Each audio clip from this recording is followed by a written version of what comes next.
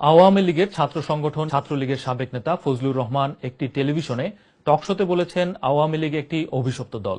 এ দলের সঙ্গে জড়িত কেউ কখনো সম্মান নিয়ে থাকতে পারেনি, মরতে পারেনি। আসলেই দেখা যায় আওয়ামী লীগের প্রতিষ্ঠায় শেখ মুজিবের ভূমিকা মুখ্য ছিল না, বরং আওয়ামী লীগ নিষিদ্ধ করার ক্ষেত্রে শেখ মুজিবের ভূমিকা ছিল মুখ্য। 1949 সালের 23শে জুন যে আওয়ামী লীগ রোজ গার্ডেনে প্রতিষ্ঠিত হয়েছিল, তার প্রতিষ্ঠাতা সভাপতি ছিলেন মাওলানা আব্দুল হামিদ খান ভাসানী।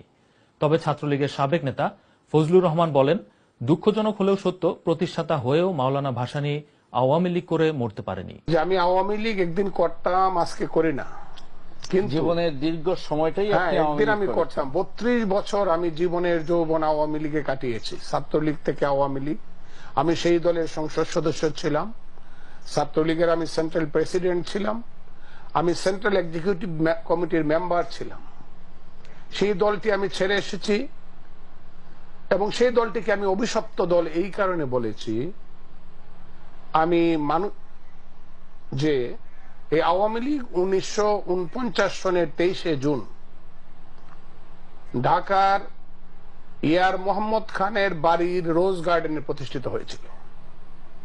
যিনি প্রতিষ্ঠাতা সভাপতি ছিলেন তিনি মরহুম মৌলানা আব্দুল হামিদ খান ভাসানী। তিনি আওয়ামী লীগ করে মরতে পারেন নাই। দলের প্রতিষ্ঠাতা সাধারণ সম্পাদক ছিলেন জনাব শামসুল হক, তার বাড়ি ছিল টাঙ্গাইল। যিনি বিখ্যাত পন্নী পরিবারের খুররুম খান পন্নীকে 1949 সনের উপনির্বাচনে পরাজিত করেছিলেন। সেই শামসুল হক সাহেবও আওয়ামী লীগ করতে করতে পাগল হয়ে মৃত্যুবরণ করেছেন। কোথায় মরেছেন আওয়ামী লীগ কোনোদিন খোঁজ নেয়নি। আমি দীর্ঘ কথা বলবো না, শুধু এই কথাটুকুই বলবো, এই আওয়ামী লীগ যখন বিপদে পড়েছে, বিশেষ করে 6 দফা দেওয়ার পরে আওয়ামী লীগের সমস্ত নেতারা যখন জেলে ছিলেন, তখন যে একজন ভদ্র মহিলা আওয়ামী লীগকে মায়ের আদর দিয়ে সারা বাংলাদেশে ঘুরে ঘুরে আওয়ামী লীগের কর্মীদেরকে আশ্রয় দিয়েছিলেন, উজ্জীবিত করেছিলেন, তার নাম ছিল আমেনা বেগম। সেই আমেনা বেগম পর্যন্ত আওয়ামী লীগ করতে পারেননি। এমনকি যিনি জীবনের যৌবন কাটিয়েছেন কারাগারে, তিলে তিলে আওয়ামী লীগকে গড়ে তুলেছেন এবং যিনি মুক্তিযুদ্ধের সময় প্রধানমন্ত্রী ছিলেন, যিনি না হলে হয়তো বা মুক্তিযুদ্ধ এত ত্বরান্বিত হতো না, সেই জনাব তাজউদ্দিন আহমদও কিন্তু আওয়ামী লীগ করে মরতে পারেননি। আমি সিলেটের মানুষকে বলেছি, সিলেটের মানুষ আপনাদের একজন প্রিয় সন্তান, মহান সন্তান, যিনি সেনাবাহিনী থেকে অবসর গ্রহণ করার সঙ্গে সঙ্গে 70 সনে আওয়ামী লীগে যিনি নিজের নাম লিখিয়েছিলেন এবং সিলেটের বালাগঞ্জ বিশ্বনাথ দক্ষিণ সুরমা থেকে যিনি পাকিস্তানের জাতীয় পরিষদের মেম্বার ছিলেন, তার নাম জনাব MAG উসমানী সাহেব। এবং মুক্তিযুদ্ধের সময় তিনি মুক্তিযুদ্ধের প্রধান সেনাপতি ছিলেন। তিনিও কিন্তু শেষ পর্যন্ত আওয়ামী লীগ করে মৃত্যুবরণ করতে পারেননি। আমি আরো বলেছি অনেক কথা। ধরেন আজকে আমাকে বলা হয় আমি ছাত্রলীগের প্রেসিডেন্ট ছিলাম, আমার মতো ছাত্রলীগের অনেক প্রেসিডেন্ট ছিলেন। 1962 সনে আইয়ুবের আমলে যখন ছাত্রলীগ প্রতিষ্ঠিত হয়, শাহ মুয়াজ্জেম সাহেব ছিলেন ছাত্রলীগের তখনকার প্রতিষ্ঠাতা প্রেসিডেন্ট। শাহ মুয়াজ্জেম সাহেব আওয়ামী লীগ করতে পারেন নাই। জনাব শেখ ফজলুল হক মনি 15ই আগস্টে নিহত হয়েছেন। তারপরের প্রেসিডেন্ট ছিলেন জনাব উবাইদুর রহমান, তিনি বিএনপি করে মৃত্যুবরণ করেছেন, আওয়ামী লীগ করতে পারেন নাই। সিরাজ আলম খান, যাকে বলা হয় স্বাধীনতার রূপকার, ছাত্র যুবকদের মধ্যে যিনি স্বাধীনতার বীজ উজ্জীবিত করেছিলেন, আমি আমার অনামিকার আঙ্গুল কেটে তার সামনে রক্ত শপথ করেছিলাম বাংলাদেশের স্বাধীনতা। ইকবাল হল, তৎকালীন ইকবাল হল, আজকের জহুরুল হলের সেই পুকুরের পারে সেই সিরাজুল আলম খানও শেষ পর্যন্ত কিন্তু আওয়ামী লীগ করতে পারেননি। তারপরের প্রেসিডেন্ট ছিলেন জনাব মাজারুল হক বাকি, গণফোরাম করেছেন এবং অজানা অবস্থায় মৃত্যুবরণ করেছেন। তার জেনারেল সেক্রেটারি ছিল সেই মহান নেতা, আমাদের নেতা মাজরুল বাকি গণফোরাম করেছেন না আব্দুর রউফ গণফোরাম করেছেন? মাজারুল হক বাকি সাহেব গণফোরামে গিয়েছিলেন। এবং জনাব আব্দুর রাজ্জাক, যিনি দুইবার ছাত্রলীগের সাধারণ সম্পাদক ছিলেন, অত্যন্ত অসহায় অবস্থায় মৃত্যুবরণ করেছেন। আওয়ামী লীগের সাধারণ সম্পাদক ছিলেন।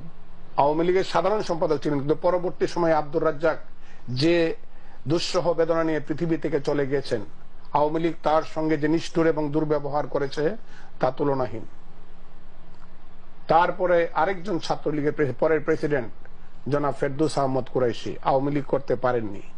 এরপরের প্রেসিডেন্ট জনাব আব্দুর রউফ, উনি গণফোরাম করে কিছুদিন আগে মৃত্যুবরণ করেছেন। খালেদ মোহাম্মদ লাই সাহেব সেক্রেটারি ছিলেন, তাদের খোঁজ নাই।